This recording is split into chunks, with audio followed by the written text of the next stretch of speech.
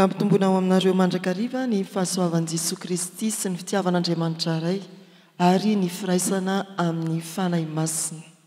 Zoma fa 7 volana Jona 2024 manohitra ny fiaraha-mivavaka maraina isika. Anio dia fotoana ny fiaraha-mandinika soratra masina. Eo ambany masitsika riavana ny salamo 120 hatramin'ny 7 ihany. Salamo 120 hatramin'ny 7. Mitsangana ry iantso sy idera an'Andriamanitra isika. Ho ny mpanao salamo amin'ny anaran'ny Tompo, sambatra ny mahitsy lalana izay mandeha araka ny lalan'i Jehovah, sambatra izay mitandrina ny teny vavolombelony ka mitady azy amin'ny fo rehetra. Eny izay tsy manao ratsy fa mandeha araka ny lalany. Ianao namoaka ny didinao mba ho tandremana tsara. Engane ka ho tafatoetra ny lalako, hitandremako ny didinao. Dia tsy homenatrao raha mandinika ny didinao rehetra. Hideranao amin'ny tsipo aho, amin'ny anarako ny fitsipika ho marina. Amen. Hivavaka isika. Tsapanay tokoa ry Tompo Andriamanitray, ny fahasambarana atolotra ho anay ary vokatry ny teninao sy ny fitandremana ny lalanao izany. Niezaka tokoa izahay ampifaly anao Andriamanitra, ilay feno fahamasinana sy marina, kanefa raha mandinika anay ianao hatramin'ny afina indrindra tsy fantatray tsirairay momba ny tenanay, dia mahita ny ratsy nataonay, fanahiniana na tsy fanahiniana velively, ny tsara tsy vitanay, tsy fantatra akory fa tokony ho atao, na ninay tsy natao satria tsy mety aminay na dia ankasitrahana eo masonao azy. Izany ratsy vita sy tsara tsy natao izany ary no entinay eo am-pototry ny azo fijalian'i Jesosy Kristy mba handraisanay ny famelana avy aminao. Engane ny ranolatsaka teo amin'ny azo fijaliana, anadio anay ho afaka amin'ny tsy fahamarinana rehetra. Dia hideranao amin'ny tsiponay izahay ary handre indray ny soratra masina ho mba ampanazavana, mba hitombonay amin'izay loha dia Kristy. Misaotra Tompony amin'ny nandresenay ny fakapanahan'ny ririnina tamin'izao maraina izao. Hanomezana ho anay hafanampo amin'ny fanompona. Mitenena ary favonikiaino izay mpanomponao amin'ny anaran'i Jesosy. Amen. Ny Efesiana 4 manomboka ny 9 hatramin'ny 9. Efesiana 4 andininy 9 hatramin'ny 9. Ndeha isika rehetra no hamaky izany amin'ny anaran'ny Tompo manao hoe: ary izy nanome ny sasany ho apôstôly, ary ny sasany ho mpaminany, ary ny sasany ho evanjelista, ary ny sasany ho mpiandry sy mpampianatra, ho fanatanterahana ny olona masina, ho amin'ny asan'ny fanompoana amin'ny fiangonana, ho amin'ny fampandrosoana ny tenan'i Kristy, mandra-pahatonga antsika rehetra ho amin'ny firaisan'ny finoana sy ny fahalalana tsara ny zanak'Andriamanitra, ka ho lehilahy lehibe mahatratra ny ohatra ny halehiben'ny fahafenoan'i Kristy. Mba tsy ho zaza intsony isika, ka ilangilana sy ampitambolombolen'ny rivotry ny fampianarana samihafa rehetra amin'ny saim-petsy ataon'ny olona sy ny fiendreny ahatanteraka ny hevitry ny famitahana, fa mba hanaraka ny marina amin'ny fitiavana, ka hitombo amin'ny zavatra rehetra ho amin'izay loha dia Kristy. Izy no hitombon'ny tena rehetra, izay akambana sampiraisina tsara no ny fifanompon'ny isan-tonony araka ny fiasan'izay rehetra momba azy amin'izay mety ho anjara asany avy, ka hampandrosoany ny tenany amin'ny fitiavana. amen. Ray masino manamasina anay amin'ny fahamarinana ny teninao ny fahamarinana, amen. Hivavaka isika vao hipetraka ianareo. Raha eo indreto izay tafombona indray manoloana ny soratra masina izay napetraka ao ivelomany fiangonana, ary raha andalina ny amin'izany izahay dia tsy afaka raha tsy ao ny fanainao masina hitondra anay, hahafahanay mandoatra ny hevitra sy ny hareny ny teninao, mba hampanankarenanay ara-panahy ary hahavonina anay amin'ny fanompoana, amin'ny fitiavana, ho fampandrosoana ny fiombona ny fiangonana. Koa dia mety eza ry Tompo hitarika anay araka ny sitraponao, amin'ny anaran'i Jesosy, amen. Petraka ianareo. Misaotra ny Tompo isika fa afaka manatota le fandinihana soratra masina mba hanafaingafaingana antsika kokoa, dia izay tsy azontsika ny vakiana teto noho ny fotoana dia arahanareo any an-trano. Engany sao dia hoe avalina any ny taratasy iny. Ndao ary raisy ny taratasy, nanomana taratasy ho antsika ny apôstôly afa-dio amin'ilay hoe tsy misy hoe ny boky aloha, ola tsy kifanadina kely. Nareo mba manomana fa tsy za ihany ny andrasinareo anomana eto. Ndao ary. Ahoana ny alalanao ny boky ny Efesianina? Inona ny fantatrao momba ny boky ny Efesianina?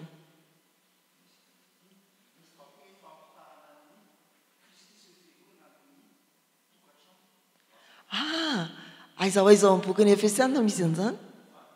Efesianina toko 5.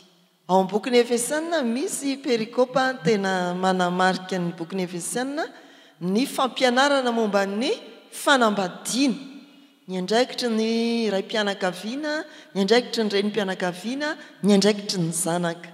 Misaotra to. Zano a fandao ataontsika hoe sekoly misy toko 9. Ny tantarany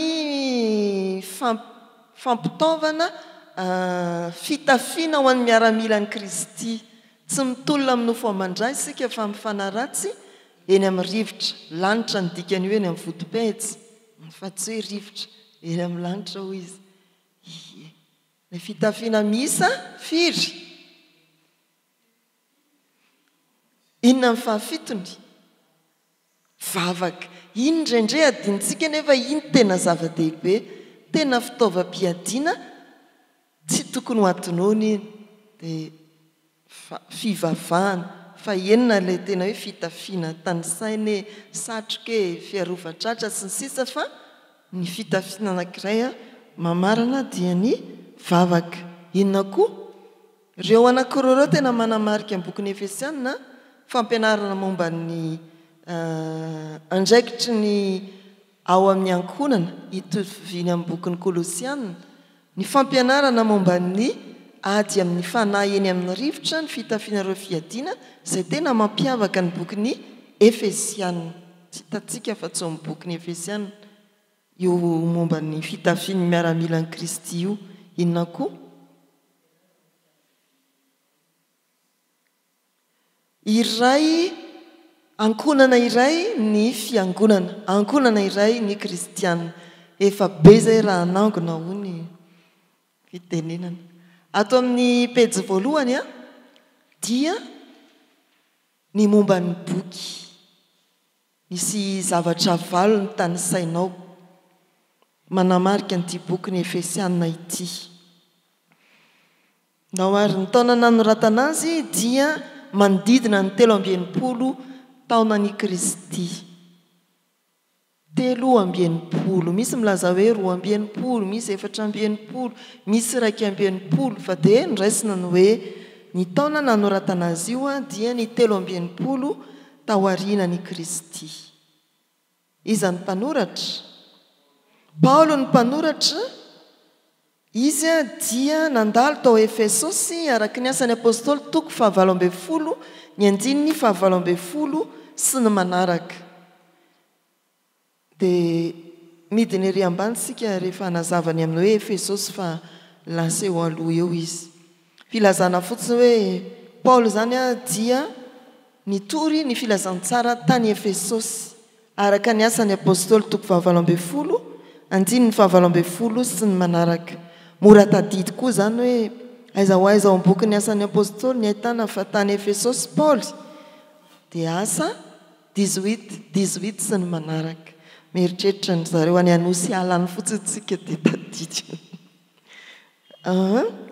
fatelo ny toerana noratana dia tany Roma epistily ny fifatorana ny epistily nosoratana ho an'ny Efesianina ary fony Paoly tany ampigadrana tany Roma no nanoratany azy zany hoe voafonja Paoly saingy mbola mieritreritra ny fiainan'ny fiangonana ary dia manoratra ny Efesianina anisan'ny atao hoe epistily ny fifatorana koa epistily ny fifatorana koa ny Kolosianina dia inona koa Filipianina Filemona dia inona koa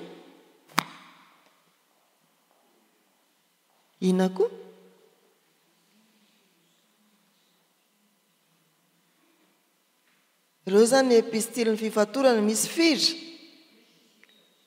Efesianina Kolosianina Filipianina Filemona misy toko firy tokany le misy hoe Onesimos ndaondray ary sika inona ny foto-kevitra voizinato ny foto-kevitra tena mivohitra ato a dia ny amin'ny firaisan'ny fiangonana sy ny fahamatorany ara-panahy tsy hoe firaisan'ny fiangonana fotsiny sika kristianina fa fototra amin'izany indrindra ny firaisana amin'ny Kristy ny fampihavanana nataon'i Kristy ny olona amin'Andriamanitra sy ny fampihavanana ny olona samy olona amin'ny fahenina na ny zava-nisy Efesosy dia tanan-dehibe tany Azia Minora jery ny saritany indray sika aiza ho aiza moa zany Efesosy zany eo amin'ny saritany eo amin'ny baibolintsika Efesosy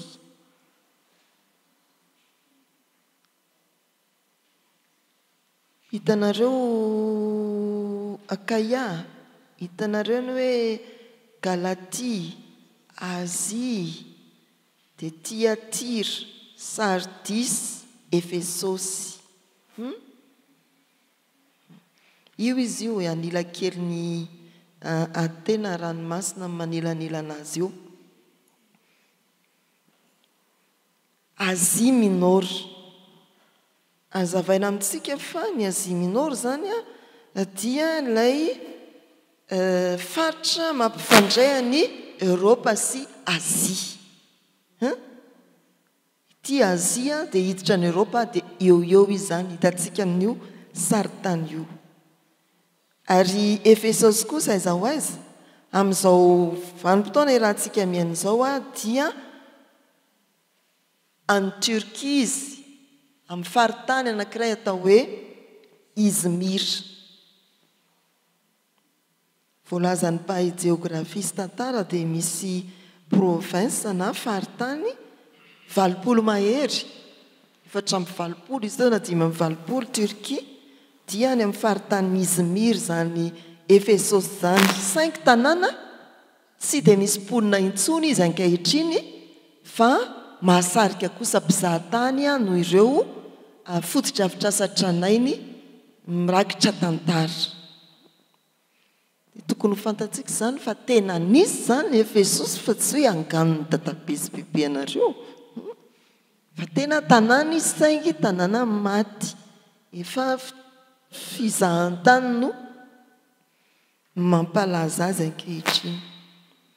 Vakoka zany, tanàna vakoka sa trano vakoka. Tanàna efa atao fizahantany.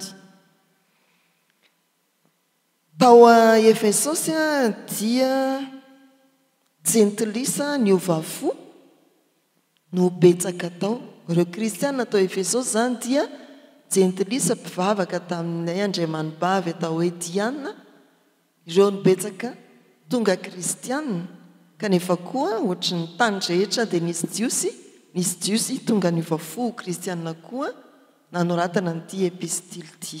Kristiana tany Efesosy zany dia jentilisa ny ovafo sy jiosy ny ovafo. Maro anisa tamindreo ny jentilisa ny ovafo. Misy fotom-pampianarana vitsivitsy reto izay misongadina ao anatin'ny boky ny Efesiana. Ny amin'ny fiombonan'ny mpino izay efa nambara tamintsika teo fa miorina amin'ny asa fampihavanana vitan'ny Kristy. Tsarovo tsara ilay teny ao amin'ny Efesiana 2:7 manao hoe izy no fihavanantsika. Mba tokony ho tsaroantsika koa io raha Dorcas ny tsy mahay an'io dia tokony hiala ho Dorcas. Fa zany andin-tsoratra masina voizina ao amin'ny sampana Dorcas amin'izao taom-piasana zao. Kristy no fihavanantsika. Ny fiombonan'ny mpino. Foto-kevitra faharoa momba ny any an-danitra. Dia hitantsika ireo ny fitahimpana avy any an-danitra. Jesosy misolo vavantsika mipetraka eo kavanan'Andriamanitra iray any an-danitra. Isika apetraka Andriamanitra miaraka amin'ny Kristy any an-danitra rehefa natsangana isika ny fahendren'Andriamanitra amin'ny fitondran'ny fiangonana, ny ady amin'ny fanaratsy eny amin'ny rivotra amin'ny vodopejy izy dia hitantsika hoe eny amin'ny lanitra. Zay ny fampianarana momba ny any an-danitra. Ny fampianarana momba ny fanahy. Ny fanahy masina dia ambarany Efesiana fa tombo-kase. Ny sina tombo-kase. Mahafinaritra mihitsy hoe tombo-kase io ry havana. Ho antsika mpampiasa fitomboka dia ahoana?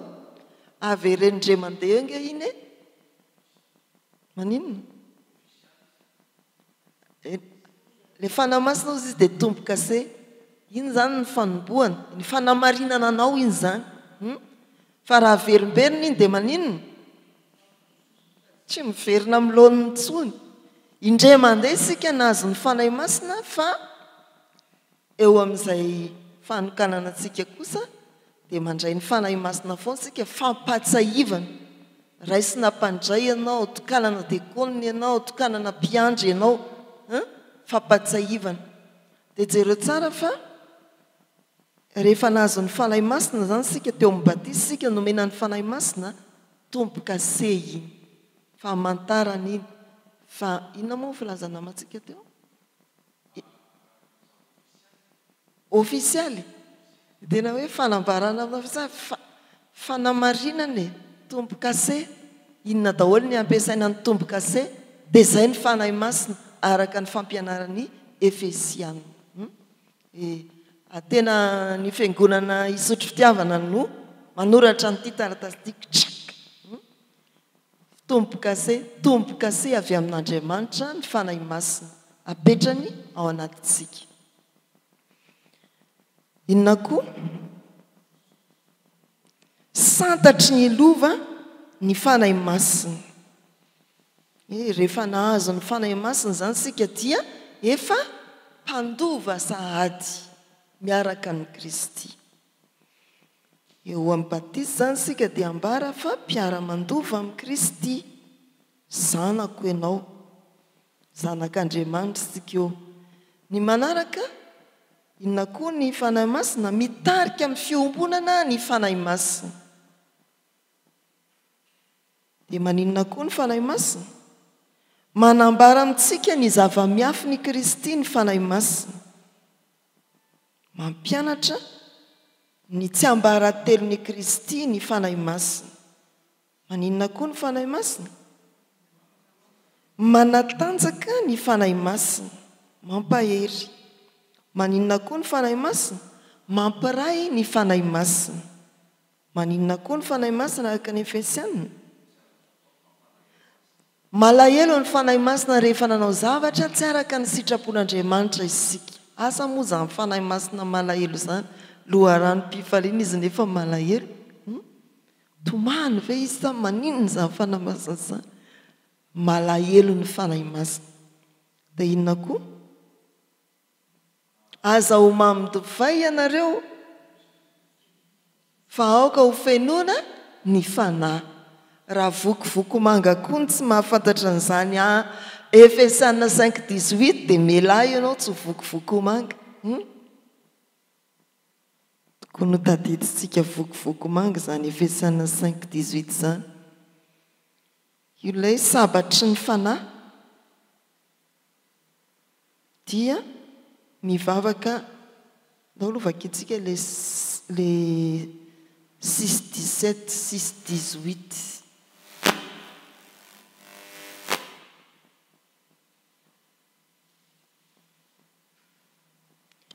Amin'ny anaran'ny Tompo ary raiso ny famonjena ho fiarovan-doha sy ny tenin'Andriamanitra ho sabatry ny fanahy ary mivavaha mandrakariva ao amin'ny fanahy amin'ny fivavahana rehetra sy ny fangatana ka miambena amin'izany amin'ny faharetana sy ny fangatana rehetra ho an'ny olona masina rehetra. Io le fitafiana fahafito ao amin'ny Efesianina 6:18 mivavaha ao amin'ny fanahy. Reny moa zany zavatra tokony ho fandinika. Inona ny dikan'izany? Inona ny tiany soratra masina ho lazaina?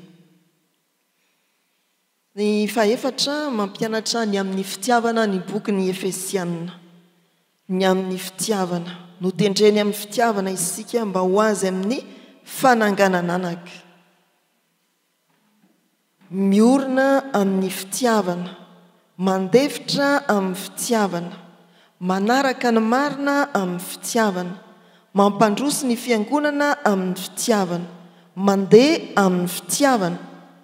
Ny fitiavana tsy mety levona. Le tsodrano mahafinaritra io fiadanana ho an'ny ralahy fitiavana mba amin'ny finoana, fahasoavana ho an'izay rehetra tian'i Jesosy Kristy tompontsika amin'ny fitiavana tsy mety levona. Ireo foto-kevitra efatra ireo azontsika dinihana ao amin'ny boky Efesianina. Inona no ambaran'ny boky ny amin'izany atao hoe fiombonan'ny mpino? Inona no lazain'ny Efesianina ny amin'izany atao hoe any an-danitra? Inona no teneniny amin'ny fanahy? Inona no lazainy ny amin'ny fitiavana? Ireo loha hevitra ireo zany dia azontsika trandrahana ao amin'ny boky Efesianina. Ny zavatra anankiray lazaina toy ny manjatra antsika dia ny fizarana ao amin'ireo toko 9 amin'ny boky Efesianina. Mizara roa lehibe ny boky, ny toko 1 hatramin'ny toko 7 dia fampianarany amin'ny tombontsoa azon'ny mpino ao amin'ny Kristy, ny amin'ny misterin'ny fiombonana ao amin'ny Kristy, ary Paoly milaza ny fivavahany ho an'ny fiangonana. Ireo antombavaka tononony Paoly ho an'ny fiangonana tao Efesosy. Mahafinaritra zany hoe ny apôstôly mivavaka ho an'ny fiangonana, lazainy tsara ao ny antombavaka. Ny toko 1 hatramin'ny toko 7 dia fampianarany amin'ny fiombonana, ny misterin'ny fampihavanana vitan'i Kristy, ny vavaka ho an'ny fiangonana, ny tombontsoa azon'ny fiangonana. Ny toko 4 hatramin'ny toko 9 toy ny epistilin'ny Paoly rehetra rehefa avy nampianatra izy dia tsy mijanona ho fahalalana fotsiny ny fampianarana iny fa hitaomany ny fiangonana mba ho fiainana. Ny toko 4 hatramin'ny toko 9 dia fampianarana na fitaomana ny fiangonana hiaina ny fampianarana. Raha izany ary ny fampianarana momba ny fiombonana, ny amin'ny vavaka ho an'ny fiangonana, ny amin'ny inona fampianarana anankiray teo, ny tombontsoa azon'ny mpino, ahoana kosa ny ampiarana an'izany eo amin'ny fiainatsika kristianina dia toko faefatra hatramin'ny toko fahenina no mampianatra an'izany mitarika antsika iaina nireo fampianarana ao amin'ny toko telo voalohany. Mizany ny fiainana ny fampianarana dia manomboka aty amin'ny fiangonana makany amin'ny tokantrano. Io ilay nilazai namantsika teo hoe fampianarana momba ny fiainan'ny mpianakavy, fa ny fiainan'ny fiombonana dia manomboka aty am-piangonana makany tokantrano. Aza manantena tokantrano iombona raha tsy miainga taty am-piangonana. Ao amin'ny mariazy zany makany amin'ny tokantrano. Mazava amintsika ve fampianarana Efesiana zany ny fiombona dia manomboka aty am-piangonana aloha vao makany amin'ny tokantrano. Io raisina tia ny fanahin'ny fiombonana ny fampianarana momba ny fiombonana ary iainana any a-tokantrano izay fiangonana kely koa, fiangonana selan'ny fiangonana. Dia izay ilay fizarana ifanambara tamintsika teny am-boalohany fa Ana Maria nataony namantsika ny hoe manamarika an'ity epistily tia ny fampianarana momba ny fanambadiana ao amin'ny toko 5 sy ny amin'ireo fitafiana 7 entimiady amin'ny fanaratsy eny amin'ny rivotra. Ao ambadika amin'izay ary sika izao andinika ny anjara mofinaina izay fanovakiana teo Efesiana toko 4 ny 9-10 hatramin'ny 9-10. Izay ataontsika androany dia nijery ireo atao hoe voambolana teolojika atao anatin' reto andininy vitsy reto. Hitantsika fa manan-karena voambolana teolojika ireto andininy reto ity mofinainantsika androany ity. Ny atao hoe voambolana teolojika teologos dia ny voambolana fiteny ao amin'ny soratra masina, filaza ny soratra masina, mba tsy tenenana hoe voambolan'Andriamanitra. Voambolana fitenin'Andriamanitra, filazan'Andriamanitra, voambolana manamarika ny soratra masina. Raha manaraka sika dia 5 ny hitantsika atao anatin'ny anjara mofinainantsika. Ireo no ezahantsika ho azavaina. Inona ny hevitrareo? Eny amin'ny fiarahamonina ianao tsy mahita mihitsy apôstôly, dokotera ny hitanao any dia mpampianatra. Fa voambolana teolojika ny atao hoe apôstôly. Inona ny dikany hoe apôstôly? Rehefa jerenay fotony io teny io dia iraka izay nampitaovina. Misy voambolana napetraka hoe ekipe ny mpianatra eny Ankatso rehefa nomboka ny taom-pianarana dia mahazo ny atao hoe ekipement mba hividianany ny fitaovana. Tsy hoe nirahana nirahana fotsiny zany ireo apôstôly ireo fa tena nampitaoviny Jesosy Kristy. Ny apôstôly dia ireo nandimby mivantana any Kristy. Teo Kristy efa teo koa ny apôstôly, ary rehefa lasa Kristy dia ireo apôstôly ireo no nandimby ny asany Kristy. Amin'ny ankapobeny dia ireo 12 laza. Miala tao Jodasy tao aorian'ny azo fijalian'i Kristy. Apôstôly ireo novatsiana ka nirahana, izay ny hevitr'izy io. Novatsiana inona? Bodofotsy? Basy?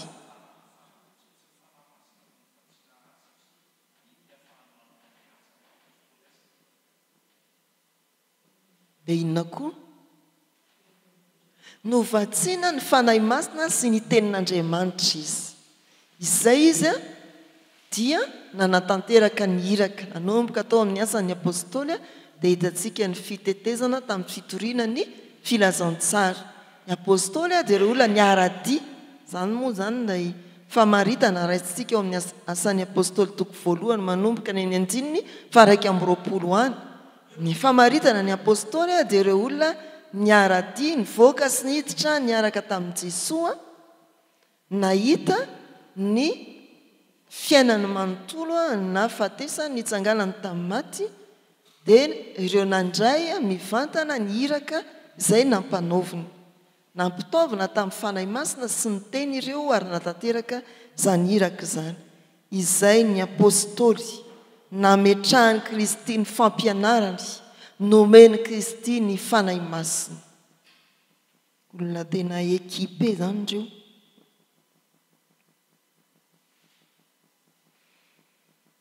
Ny faharoa mpaminany any ivelan'ny fiarahamonina dia misy filazana hoe mpaminany fa tsy mitovy ny dikany hoe mpaminany sy ny fiheveran'ny fiarahamonina atao hoe mpaminany sy ny mpaminany araka ny soratra masina. Ny voambolana teolojika atao hoe mpaminany dia ilazana ny mpilaza hafatra manitsy na mampahery. Ohatra ry Jeremia manitsy izy na mampahery, ry Isaia amin'ny tapany voalohany izy dia manitsy, ao amin'ny tapany farany izy dia manome fanantenana sy mampahery. Ny mpaminany zany dia tsy hoe loatra araka ny fiheveran'ny fiarahamonina mpilaza ny zavatra ho avy, ohatra hoe amin'ny taona 13 dia ho filoham-pirenena. Tsy mpaminany, tsy izany ny atao hoe mpaminany araka ny soratra masina. Atao hoe mpaminany dia iray nandray ny tsindrimandry avy amin'Andriamanitra ka manambara ny hafatr'Andriamanitra mifanandrify indrindra amin'ny vanim-potoana ka na izy milaza fampaherezana na izy manambara fanitsiana.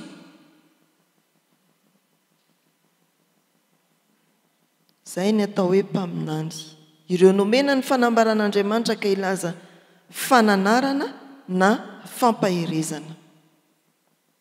Anaro izay tsy mitoetra tsara omeo toky ny reraka. Bokyny aiza misy an'izany? Tesaloniana. Efa apetraka ny tompona andraikitra amin'ny andraikiny ny liturjia dia mamaky an'iny, manome an'iny andinin-tsoratra masina iny. Hoe anaro izay tsy mitoetra tsara, manokana mpitandrina, mametraka birao ny sampana na birao ny fiangonana dia vakiny izay. Mpaminany izany tsika, mpampahery, mpanitsy. Adio izay ny birao zany dia mpaminany, mpilaza ny hafantr'Andriamanitra ho amin'ny fananarana ny mpikambana ho aminy sy fampaherezana ny mpikambana ho aminy. Fa ny mpitandrina koa rehefa tokanana dia hitenenana an'io. Rehefa avy eo mantsika dia ahita hoe ve zany ny ilanan'ireo karazan'olona ireo e. Evanjelista na izaza fa tsy fantatra ianareo indraindray rehefa miteny any voambolana io dia hoe evanjelistra fa tsy lisitra, tsy hoe anarana ao anaty lisitra fa lista. Evanjelista nga evanja. Izany teny izany dia miainga amin'ny teny hoe evanjely, mpitory ny vaovao mahafaly ny famonjena. Io moa zany ry havana rehefa hoe mpitory ny vaovao mahafaly evanjelista, ny teneniny ao dia ny famonjim-pitsirana ny fahotana sy ny fahadisoana ary fampitodiana ny olona anana fanantenana famelan-keloka. Tsy mijanona fotsiny ny hoe ianao dia zao, ianao dia zao, ianao dia zao, ianao dia zao, fa izay mahavaovao mahafaly azy. Na izany azy ianao dia afaka mandray ny famelan-keloka sy mivelona amin'ny famonjena vitany Kristy. Ny evanjelista zany tsy le fa sady maninona izy, sady mikapoka izy no manasitrana, hoy ny bokin'ny Jeremia. Fa tsy hoe mikapoka foana, kapohana foana, tsia. Ny evanjelista dia milaza ny fahadisoan'ny olona ary mitaona ny olona ny fanantenana famelan-keloka ao amin'i Jesosy Kristy. Tsy misy mahafaka anao amin'ny fahotanao io raha tsy Jesosy ihany. Ao ianao voafatotra, ianao miondrika, ianao hoy ny fivoazany tsy afa-mitraka akory fa mitrakafa misy fanantenana vaovao mahafaly anao a Jesosy Kristy mpamonjy. Zay ny evanjelista. Ny mpiandry sy mpampianatra. Ao amin'ny soratra masin'io zany hoe ny 9:1 dia nampiarahan'ny mpanoratra ny teny hoe mpiandry sy mpampianatra. Mpiandry dia tena arabaky teny tokoa. Raha zoina ny teny fototra dia tena milaza mpiandriondry. Asana mpitandrina. Nakaizy ranona, ahoana ny momba ny ranona, ahoana ny anina, iza ny marary, iza ny reraka, iza ny tsy maharaka, iza ny lasa ny arinany, iza ny tsy hitatsony, nakaizy izy teo. Enjana be io a.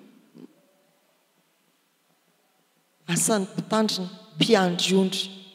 Fa miaraka amin'izay a dia asan'ny mpampianatra. Tena hoe didaskalos. Tena hoe mpampianatra. Ilay manana ny fampianarana mari-potitra ka afaka iaro ny fotom-pinoany ny fiangonana. Mpampianatra ny fotom-pinoany ny fiangonana. Ao amin'ny Timoty 2:4 ampirisihany Timoty hoe mazotoa amin'ny fampianarana. Miaraka mihitsy zany ny mahampiandriondry, ny mahampitandrina sy ny mahampampianatra. Ao amin'ny mpitandrina ny fampianarana. Ao amin'ireo birao samihafa ny fampaherezana sy ny fanitsiana ny diso. Dia maninona amin'izay ary? Inona ny anton'ireo? Fahadimitsika izao a, fanatanterahana ny olona masina. Napetraka ireo tompon'andraikitra ireo, ny apôstôly izay efa dila ny vanim-potoana moa zany. Ireo mpamakilay nandimby an'i Kristy mivantana. Napetraka ny mpaminany ireo tompon'andraikitra samihafa ho mpampahery sy ho mpananatra, ho mpanitsy. Napetraka ny evanjelistra ireo mpanao tafika masina. Mpanitatra ny ambandain'ny fiangonana, mpitoro ny vaovao mahafaly, mpanome fanantenana an'ireo voagejany fahotana. Napetraka ny mpitandrina sady mpampianatra mba haninona? Mba ho tanteraka ny olona masina. Mba hahatonga ny fiangonana ho voaofana azony manompo an'Andriamanitra. Ireo sokajin'olona ao amin'ny fiangonan'ireo izay ny fariparitan'ny mpanoratra ary nasiana dikany tamin'izay nandikatsika azy teo nanomezana heviny matory eo zany napetraka Andriamanitra ao amin'ny fiangonana tsy olona ray ireo fa olona maro. Ny antom-pisian'ireo dia ny ahatonga ny fiangonana ho tsara ofana ka azo hanompo ao anivon'ny fiangonana. Fanatanterahana ny olona masina, fampiofanana azon'ny fiangonana manompo.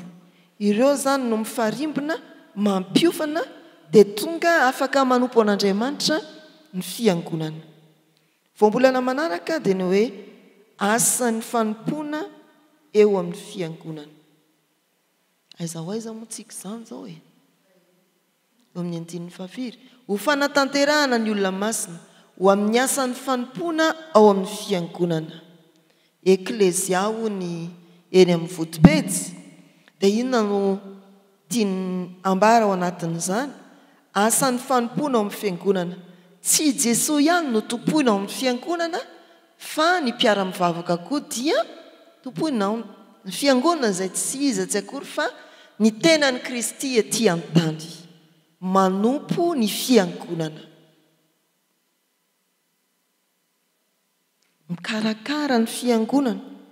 Aleo sary an-tsaina fotsiny ny asan'ny mpanompo any amin'ny tokantranon'ny olona any. Inona ny asany? Manasa vilia, mahandro sakafo, mandroso sakafo, mipasoka. Izany ny asan'ny mpanompo.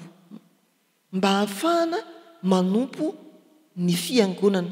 Tsy manompo an'i Jesosy ihany fa manompo koa andreo mpianakavy ny fonondreo. Ahoana ny ahavoky andreo, ahoana ny iarovana andreo. Zay ilay fikarakaran'ny mpanompo. Inona ny voambolana manaraka? Fampandrosoana ny tenan'i Kristy. Manapitra ny 9:12 isika. fampandrosoana ny tenany Kristy io dia fandrosoana tsy ara-panahy ihany fa arakisaka koa. Tena asan'ny evanjelista io. Tsy misy fitomboana arakisa eto raha tsy miasa ny evanjelista. Iza ny evanjelista atao amin'ny fiangonana? Hofanina ho amin'ny fitoriana ny filazantsara ho evanjelista ny fiangonana tsy ankanavaka na iza na iza.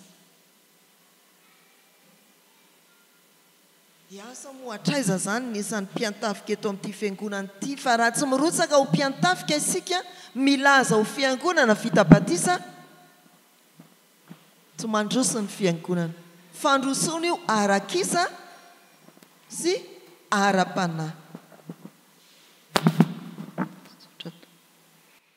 Zay ilay hoe fampandrosoana ny tenan'i Kristy arakisa sy ara-panahy, ara-pampianarana.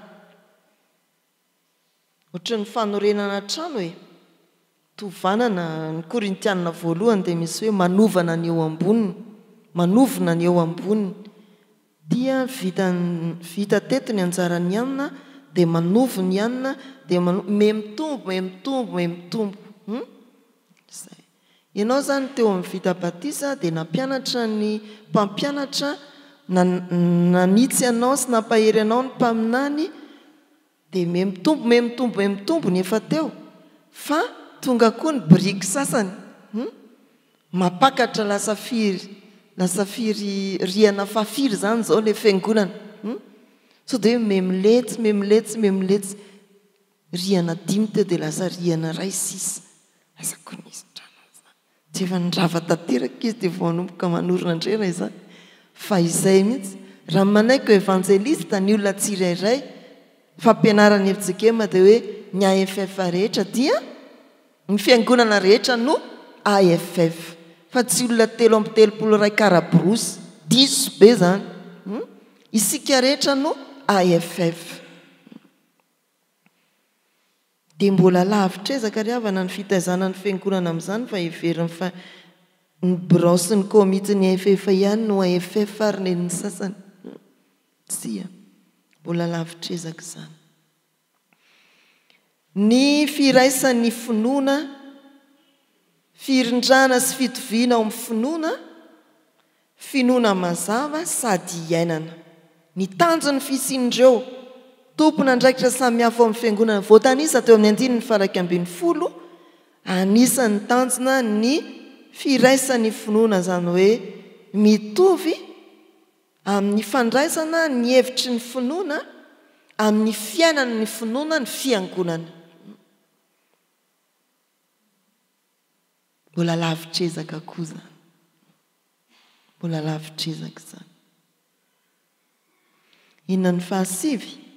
Fahalalana tsara ny zanak'Andriamanitra, ny ametrahana an'ireo sokajin'olona samihafa amin'ny fiangonana amin'ny andraikiny dia mba hampitombo fahalalana tsara any Jesosy Kristy zanak'Andriamanitra. Inona ny atao hoe fahalalana? Ny fahalalana tsy hoe le ny anarana tany am-pianarana, fa ny fahalalana ara-tsoratra masina dia ilay tena firaiketana, fiombona mpiainana, firaisana amin'ny Kristy. Zay ny fahalalana ara-tsoratra masina, tena fiombona mpiainana. Dia moa zany misy micro ny tanako fa tena ohatran'izao mihitsy ianao amin'ny Kristy. Mifampiditra fiainana ao amin'ny Kristy, ny fiainan'ny Kristy fiainanao, ny fiainanao fiainan'ny Kristy. Zay, miombi-piainana amin'ny Kristy. Ohatra ny ahalehibe ny fahafenoan'ny Kristy, raha izany ve ny teneninao eny amin'ny fiarahamonina dia ngamba ozy amin'ny fiarahamonina sady maniry kitana ihany manodidina ny lohany. Inona kay izany? Zay no mahatonga ny hoe voambolana teolojika. Inona ny hevitra izany? Ohatra ny ahalehibe ny fahafenoan'ny Kristy, ohatra fakatahaka izany, modely izany. Tonga modely ny olona rehefa miasa tsara ireo tompona andraikitra amin'ny fiangonana voatanisa teo amin'ny 9:140 dia manjary modely ny fiangonana amin'ny fiainana ao amin'ny Kristy. asa miroso amin'ny fahamatorana ny fiangonana, lasa zoky fianatra ny fiangonana, mpitarika ny fiangonana, mpitarika amin'ny fanaovana ny fahamarinana, mpitarika amin'ny fifankatiavana. Tena mila zoky mpitarika mihitsy izao ny firenetsika. Fa mba hahatonga ny fiangonana zoky mpitarika eo amin'ny fiarahamonina dia nametraka ny tompona andraikitra araka ny voalaza teo ny tompo, izany ny tanjony. 12 saipetsy ataon'ny olona fampianarana sy fiainana misarika ankapitaka. Eo moa zany voatonona ao anatin'io raha azo lazaina ireo fampianaran-diso samihafa, ireo mpanangana sekta samihafa. Fiarovana amin'izany ny antokisindreo karazan'olona. Dia andiangaka iny asika efa lasa ny fotoana. Anaraka ny marina amin'ny fitiavana, miaina marina na koa vavolombelon'ny fitiavana. Miaina marina amin'ny fitiavana, vavolombelon'ny fitiavana, ary mizara sy miaina izany fitiavana izany amin'ny hafa. Ny tanjony fitaizana eo anivon'ny fiangonana dia mba hahatonga anao vavolombelona mahatoky amin'ny fitiavana. Tena hivelomanao, hijoroanao zany atao hoe fitiavana izany any amin'izay misy anao any. Mitombo amin'izay loha dia Kristy. Ny fitombonao amin'ny fiangonana dia tarihin'i Kristy, hialohavany Kristy. Tsy misy fiangonana ka hoe mitombo fa tapadoha.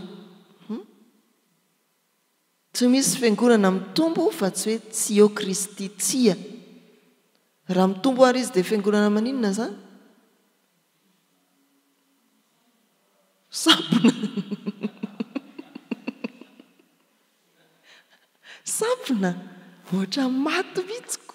Mitombo ao anaty vatapaty ao zany. Dia asa moa inona zany ny endrik'izany hoe mitombo nefa maty? Ka tsy efa alova e zany dia mibotsina ny kibony dia maninona dia maninona. Alovy amin'izany le hevitry le teny azonareo ve? Mitombo izy fa tsisy lohany. Dia ohatrany maty dia memaimbo ao dia meloa ao dia ao. Laza izy fa mitombo fa nefa tsy mitarika ny fitombony Kristy, tsy mifanaraka amin'ny Kristy ny fitombony ny fiangonana. Azontsika alalina zany hoe fa inona ny heverin'ny fiangonana fitombona ny vola terizina ve? Sa fitombony inona sa fitombony inona me matavitavy daholo mpivavaka? Zany ve? Fitombona mifanaraka ny Kristy, fitombona tarihany Kristy. Ny 14 izy no hitombon'ny tena rehetra. Misy voambolana vahiny eo napetraka eo, tsy tononiko fa vakianareo. Mifanaraka tsara hitombon'ny tena rehetra. Izy io dia voambolana lava be zay amin'ny teny Grika. Adika hoe mifanaraka tsara na koa hoe miosina. Ohatrany hoe raha nisy fahoriana zao dia hoe izy tena niosina tao mihitsy. Raha vao maty izy, maty ianona dia niosina tao foana izy iny. Tena hoe tsy mamela, tsy mifamela isaratsara ka tsy misaratsara ka tena miomby-piainana. Zay le dikany. Izy no hitombon'ny tena rehetra. Tsy hoe mitombo fotsiny fa mifanaraka tsara mihitsy ilay fifandraisana. Ianao zany mety amiko dia za koa mety aminao. Tena hoe tsy milamina aminahy iny. Tsisy an'izany zany ao amin'ny fiangonana rehefa tena miasa tsara ny ireo voatanisa ao amin'ny 12. Tena mety amiko foana ianao na inona mety amiko foana. Ity zany ny sary eo amin'ny bokin'ny Efesiana dia sary tanana fampiditra tahak'izao. Na ny fiangonana amin'ny Kristy na isika samy kristianina. Tsy vitany hoe mifandray tanana fotsiny fa tena misy fifanosonana. Mifanosinao tsika. Miosinao sika, za miosina aminao, ianao miosina amiko fa tsy mialangalana amiko ianao. Zay no tanjon'ny bokin'ny Efesiana. Ary antom-paniranandreo tompona andraikitra verina trany.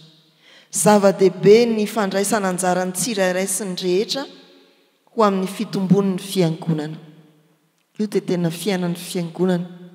Sika rehetra amin'ny miara-mandray anjara, tsy isy mialangalanao. Raha alefa ny asa anankiray dia samy mandray anjara. Tadidinareo ny tantaran'ny lakolosy. Inona ny tantaran'ny lakolosy? Samy nanao ezaka teo daholo, nanao ezaka teo daholo. Dia nen'ilay manantena, vola majinika mikoritsana. Fa rehefa tsy tonga tao kay vola majinika mikoritsana, tsy azo ny lakolosy. Izay ilay hoe mandray anjara ny rehetra sy ny tsirairay. Hoe inona moa izay vita amin'ny vola majinika mikoritsako? Fa raha tsy tao vola majinika an'ilay manantena dia tsy azo ny lakolosy. Ohatrany hoe raha tsy nanana ariary zato ianao dia tsy tafiditra anaty taksi be. Fahadimy ambin'ny folo somary lava eo amin'ilay hoe araka ny fiasan'izay rehetra momba azy amin'izay mety ho anjara asany avy ka hampandrosoany ny tenany amin'ny fitiavana. Ny fitiavana dia motera mampiodina ny fitombon'ny fiangonana. Raha tsy ao ny fitiavana, aza manantena fiangonana androso izany. Ianona mankahalany ihany mihitsika eo tsika. Firay ngeza be izany ary tokony hialana. Ny fitiavana dia fototra sery mampiodina ho amin'ny fitombon'ny fiangonana.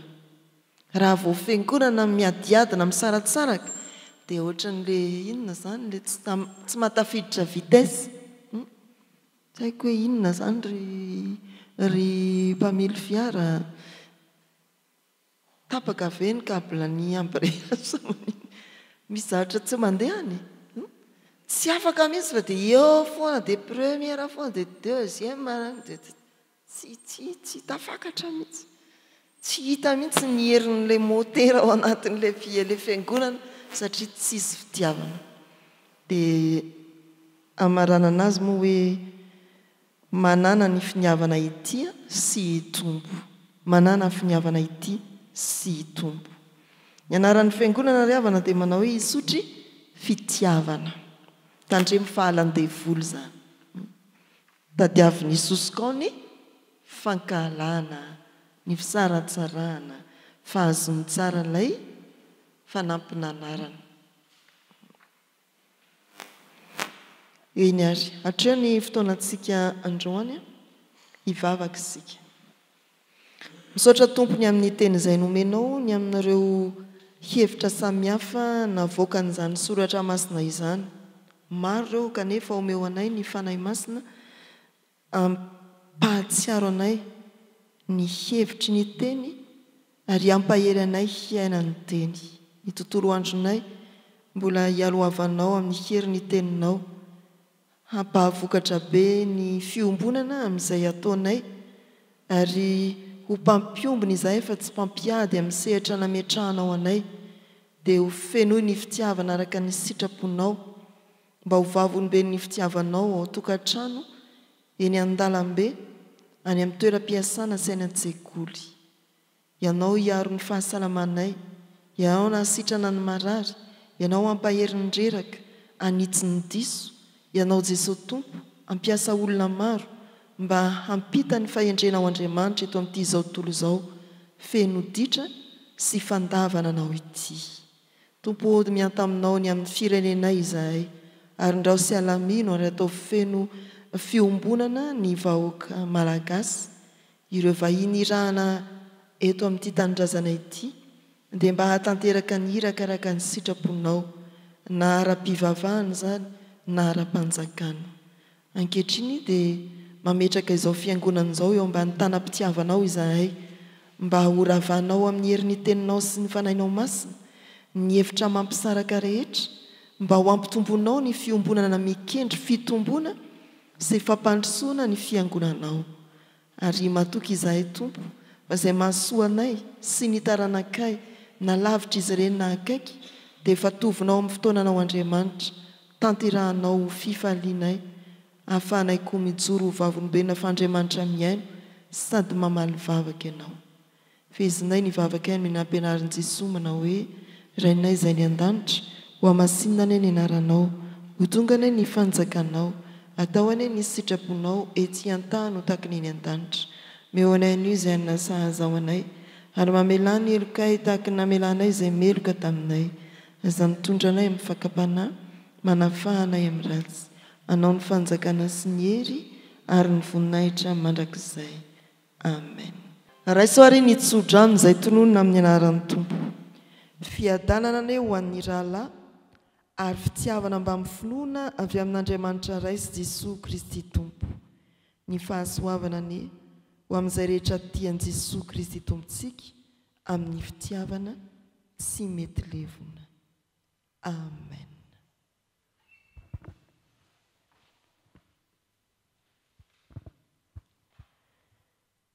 Ho an'Andriamanitra ireriany ny voninahitra amin'ny anaran'ny Ray sy ny Zanaka ary ny fanahy masina amen.